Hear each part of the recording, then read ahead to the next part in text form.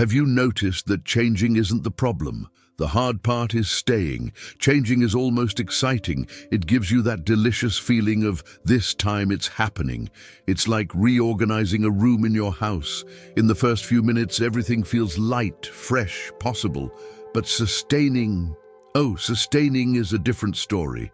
Sustaining messes with invisible pressures. Sustaining forces you to face what you've avoided for years. Sustaining removes masks, yours and others. Because change brings adrenaline. Sustaining requires maturity. Change brings novelty. Sustaining requires coherence. Change is impulse. Sustaining is commitment.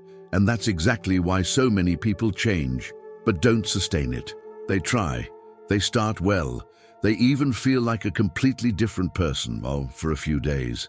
But then they go back. Today, on day 6, you will finally understand why this happens and what separates those who keep trying from those who actually transform. Maybe you know someone like this, or maybe that someone is you. She changes, and when she changes, it's beautiful to watch. She's firm, organized, determined. It looks like she finally found her center. The first days are perfect. She feels clarity. She feels self-control. She feels power. But slowly, something starts to shift around her. Not inside. People act strange. Dynamics change. Demands appear.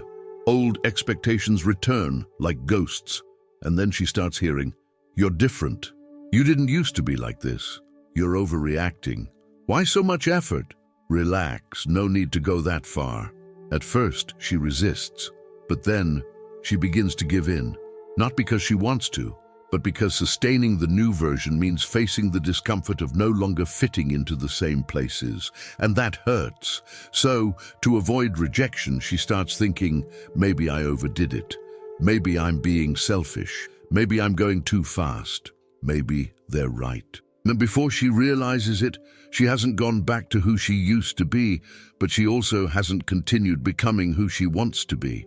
She enters the limbo, not the old version, not the new one. And this, exactly this, is the place where most people get lost.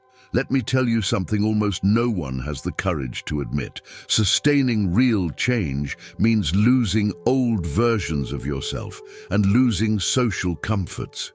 And that is exactly where 90% of people give up. Not because they're weak, but because they don't want to pay the price. And the price is not effort. The price is relational discomfort. When you change, people get bothered, relationships tighten, roles stop making sense, dynamics break, expectations collapse, connections become tense, and the mind, desperate to preserve what it knows, starts negotiating. Is all this worth it? Maybe I can be this new version, just a little. Maybe I should find balance. And but here is the hard and liberating truth. There is no balance between who you were and who you are becoming. There is rupture, there is cutting, there is transition, and every transition requires firmness. Now look at this carefully. Your mind has been trained for years to maintain external peace even at the cost of internal war. So when you start to set boundaries, change habits, demand respect, choose differently, the mind interprets all of that as a risk, not a risk of failure, a risk of rejection. And the greatest human fear isn't losing, it's not belonging. That's why the mind triggers mechanisms like guilt, doubt, fear of disappointing, fear of seeming harsh, fear of losing people, fear of being misunderstood, fear of being seen as arrogant, fear of no longer being needed. And these fears make you give in. Not because you're weak, but because you were trained to survive by pleasing. But here comes the turning point. You cannot sustain a new identity using the emotional tools of the old identity. The old identity wanted acceptance. The new one requires coherence. See if you recognize yourself here. You set boundaries, but then feel guilty. You change behaviors, but apologize for them. You take a stand, but try to compensate by pleasing. You say no, but over-explain. You make choices, but feel the need to justify them. You take care of yourself, but fear seeming selfish. You stay firm, but fear people's reactions. All of this points to one single root. You changed internally, but you still seek validation externally. And as long as that happens, you will change, but you won't sustain. Here's the decisive part. Sustaining is not strength. It's not rigidity. It's not confrontation. Sustaining is silent coherence.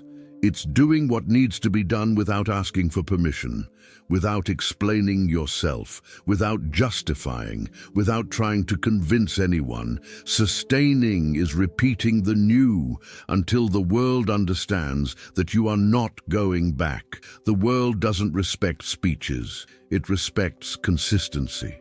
It doesn't respect explanations. It respects posture. And when you sustain, something magical happens. The noise fades, because the truth is simple. People always adapt to those who are consistent. Today's action seems simple, but it requires emotional maturity. Day 6, action. Throughout the day, observe how many times you explain yourself for choices that are yours. Each time you notice it, stop. Replace explanation with silence. Don't be rude. Don't be cold. Be firm. You owe no justification for choices that protect you. Those who need to understand will, with time. Those who don't are not your problem. Today, you understood why you used to change, but not sustain. Tomorrow, the series closes. Day 7 is the final piece. It's when everything aligns. It's where you learn to maintain this new version without constant effort and without emotional exhaustion. Come back tomorrow.